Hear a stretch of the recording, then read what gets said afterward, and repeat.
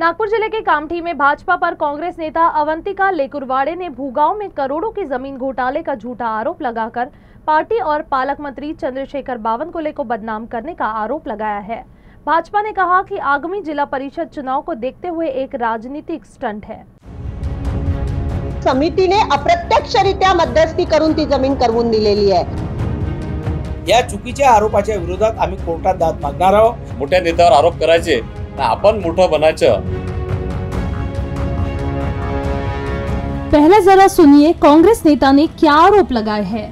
त्या गावातील सरपंच, सचिव, तलाठी त्यासोबतच इतर जे कोणी त्याच्यामध्ये इन्व्हॉल्ड आहे त्या सगळ्यांनी मिळून हा फार मोठा पैशाचा आर्थिक घोटाळा केलेला आहे, कारण ती जमीन करोडोची आहे आणि वैशाली गान फाउंडेशन या संस्थेला अनाधिकृतपणे ती जमीन रजिस्टर्ड करून दिलेली आहे।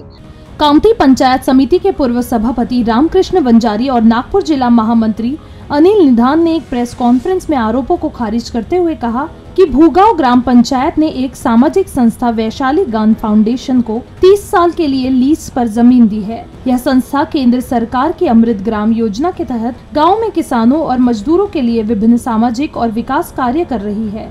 भाजपा नेताओं ने कहा कि लीज खत्म होने के बाद जमीन वापस सरकार को देने का समझौता भी है। उन्होंने कहा कि अवंतिका लेकुरवाड़े पर मानहानि का मुकदमा दायर किया जाएगा। बावनकुळे साहेबांवर आमच्या नेत्यावर जर कोणी आरोप करत असेल तर आम्ही ते आरोप सहन करणार नाही।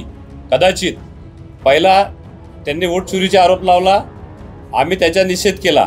आता आमच्यावर जमीन चोरीचा आरोप लावलेला आहे, आम्ही याचा बी निषेध करतो आणि याच्यानंतर जर असे जर आरोप जर लावत राहिले तर आम्ही तर नाहीच, पण जनता जे आमच्या नेत्यावर जर आरोप करत असेल तर जनता यांना यांची जागा दाखवल्याशिवाय राहणार नाही। आम्ही त्याच्यावर स्टँड घेणार आहोत। त्यांनी वैशाली गान फाउंडेशनचा अध्यक्ष म्हणून मला संबोधलं आहे।